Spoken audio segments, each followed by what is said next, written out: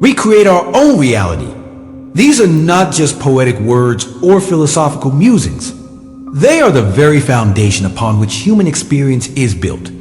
Every person walks through life surrounded by the same air, under the same sun, and often sharing the same circumstances as others, yet their worlds are entirely different. How can this be? Because what we perceive, what we choose to focus on, becomes the lens through which our reality is formed. It is not simply about where we are, but about what we see when we are there. Two people can stand shoulder to shoulder, look at the same mountain, and experience two entirely different journeys. One will see a majestic challenge, a call to adventure, a chance to test their courage and embrace the unknown. The other will see cold winds, treacherous slopes, and inevitable defeat. Both are looking at the same peak, but their inner worlds transform it into something profoundly different. Life, in this way, is not a fixed landscape. It is a canvas that each of us paints with the colors of our thoughts, beliefs, and expectations in. This truth lies both the power and the responsibility of perception. We cannot control the storms, but we can choose whether to see them as destruction or as the rain that nourishes the soil for new growth.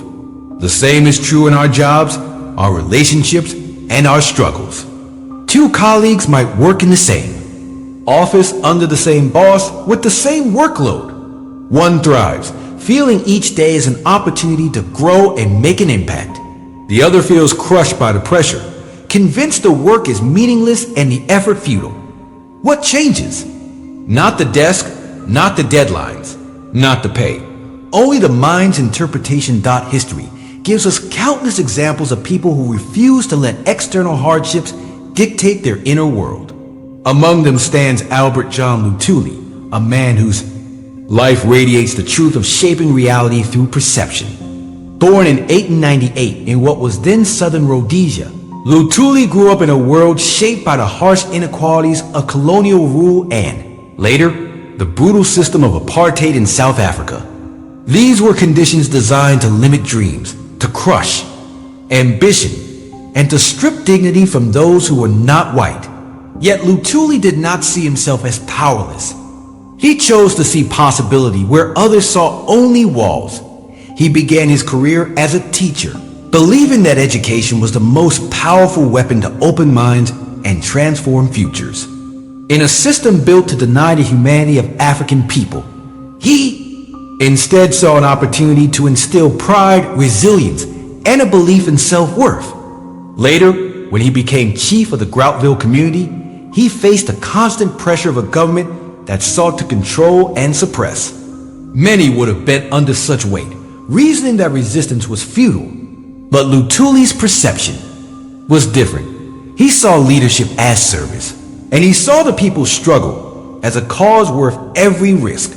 When apartheid deepened its grip on South Africa, Lutuli stepped into the heart of the anti-apartheid movement. As president of the African National Congress, he faced arrests, bans, and relentless attempts to silence him. To some, this might have been proof that fighting back was hopeless. But to Lutuli, every arrest was a badge of commitment. Every attempt to silence him was evidence that his voice mattered.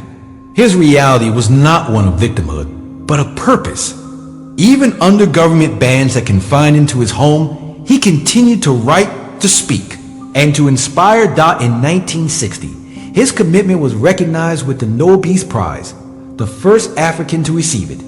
Think about the depth of that moment. A man from a rural community in South Africa, living under house arrest, honored on the world stage for his moral courage and unwavering belief in human dignity. This was not luck. This was the result of a mind that chose to interpret hardship as an opportunity to stand taller, not to shrink. He could have seen the mountain of apartheid as an immovable wall. Instead, he saw it as a peak that must be climbed, no matter how steep, because beyond it lay the freedom and equality of his people.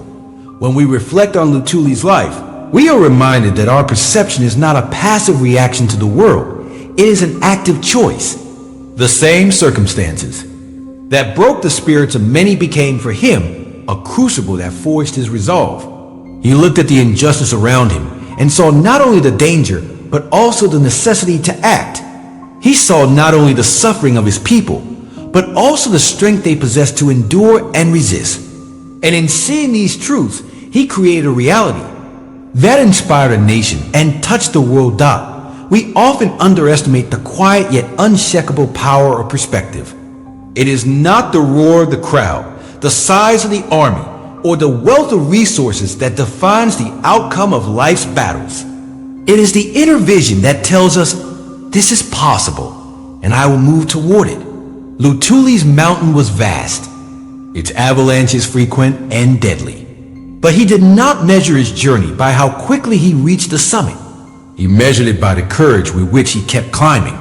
His story calls us to examine our own mountains.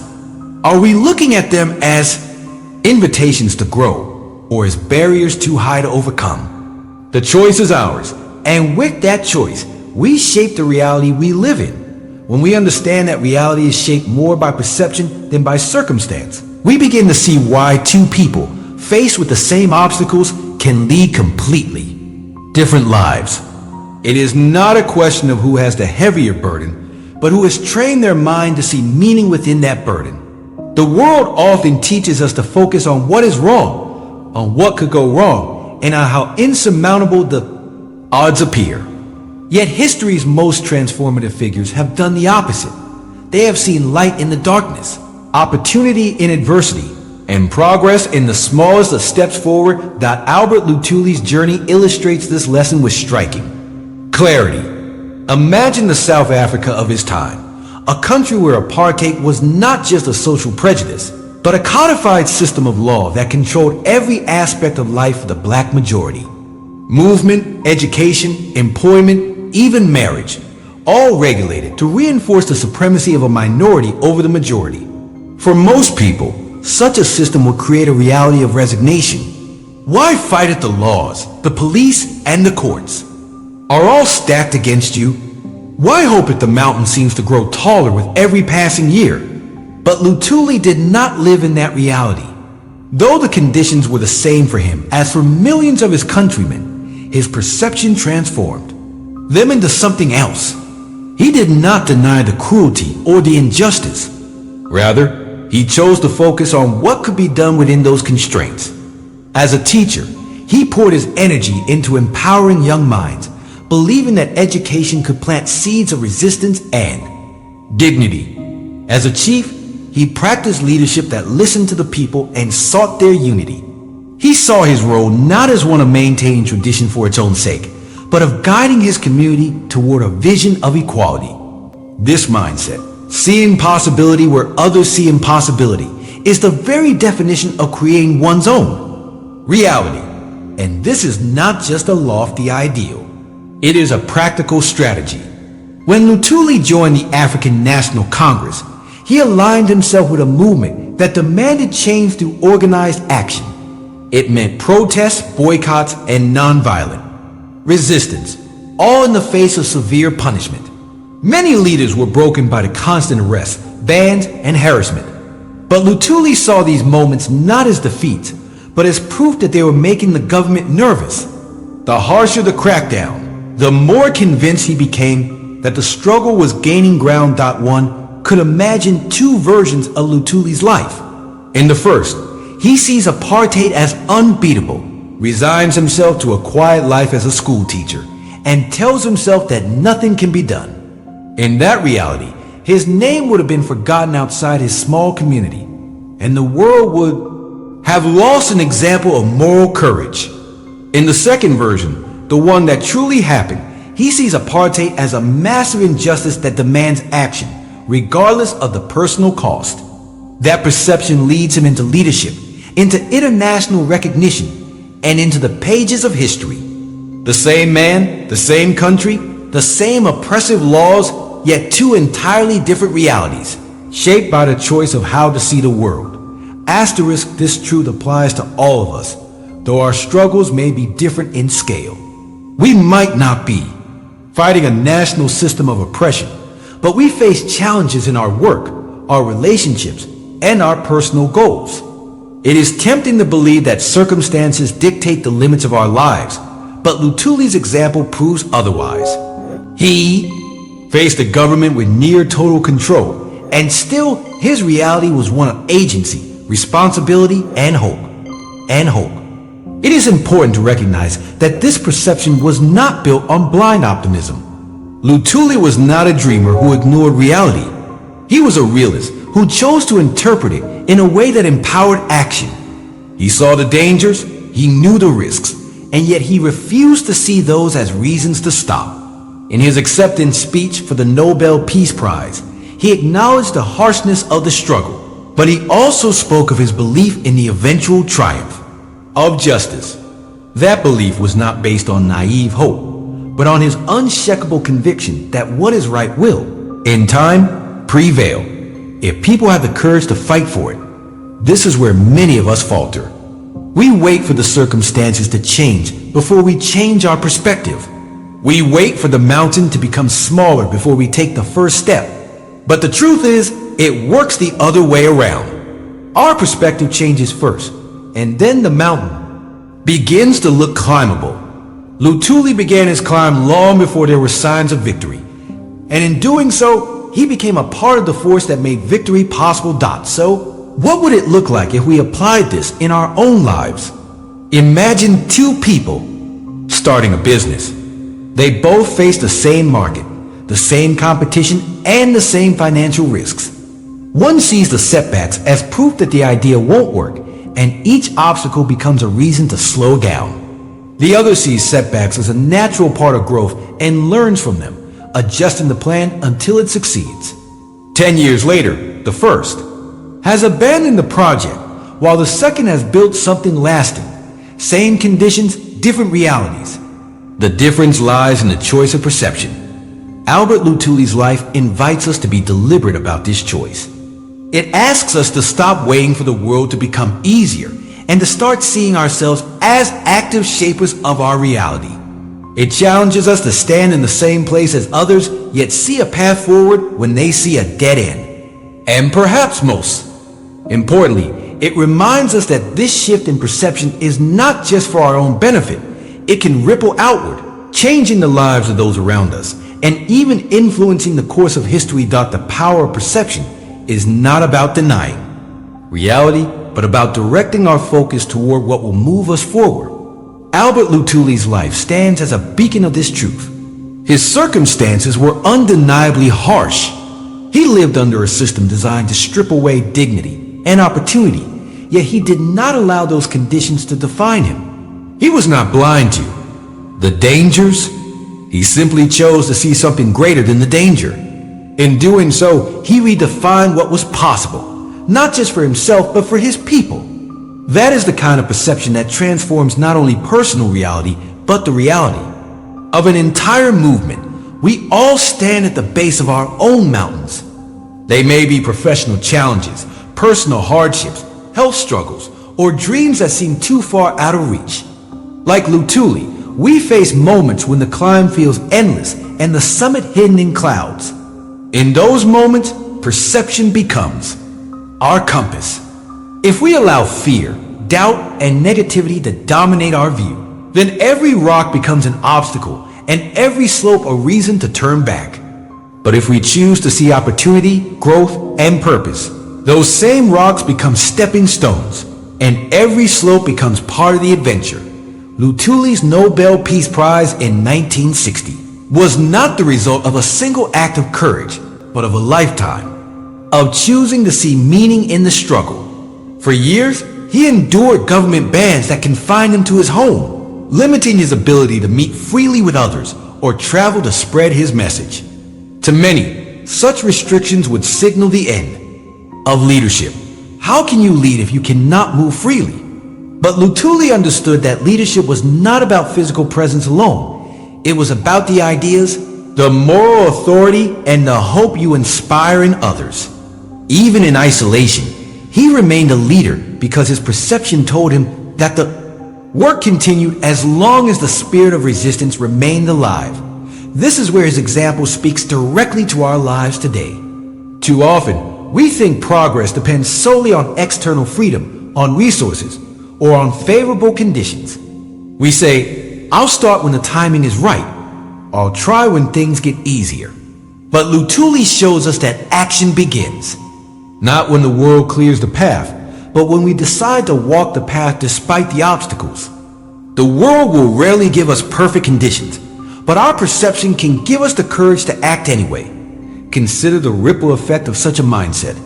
By refusing to see himself as powerless, Lutuli empowered others to do the same. His community, his colleagues in the African National Congress, and even people around the world who heard his story began to see apartheid not as an unshakable reality, but as a system that could be challenged and dismantled. His perception became contagious, spreading through speeches, writings, and the example of his life. That is the power of one individual's reality-shaping choice. It can ignite change far beyond the self-doubt in your own life. You may not be facing a political regime, but you are certainly facing forces that seem larger than yourself. It might be financial pressure, a competitive industry, or personal loss. In those moments, you have a decision to make. Will you see only the avalanche, or will you search for the path through it? That decision shapes the reality you live in, just as it shaped Lutuli's. And while your choice may seem small at first, its impact will grow over time. What you choose to see today will determine what becomes possible tomorrow. The world is full of people who look at the same set of facts and come to different conclusions. Some see a dead end, others see a turning point. Some see defeat, others see the start of a new strategy. Lutuli's genius was in seeing beyond the immediate, to hold a vision of the future, so clear that it pulled him forward through years of struggle. That is the challenge we must accept for ourselves. To see not just what is, but what could be. To stand in the midst of difficulty and believe that a better reality is possible, and then to act as if it is already on its way. When we create our own reality through perception, we are not pretending the mountain is smaller than it is. We are simply deciding that its size will not deter us. We are telling ourselves that no matter how steep the climb, we will take the next step. And as we do, our perception changes again. The summit comes into view, the path becomes clearer, and the weight of the climb feels lighter because we are moving with purpose. Albert Lutuli's life teaches us that the most powerful freedom we have is the freedom to decide how we will see the world. Circumstances may be imposed upon us, but perception is ours to shape. That is where resilience is born, where courage takes root, and where transformation begins. We may never receive a Nobel Prize, but we can live in such a way that our reality becomes an inspiration to those around us. We can choose to see our mountains not as walls, but as invitations. We can choose to shape a reality that moves us toward the life we want to live. And in doing so, we may just help others shape theirs. And so, the question for each of us is simple. What reality will you choose to create? Will you stand before the mountain and see only danger? Or will you see the path to the summit? Will you let the avalanches bury you? Or will you use their debris to build your steps upward? The choice is yours, and in that choice lies the story of your life. Just as Albert Lutuli stood in the midst of injustice and chose to see the possibility of freedom, so too can we stand in the midst of our challenges and choose to see possibility, hope, and a way forward. In the end, the world we live in is the one we decide to see, and that decision changes everything.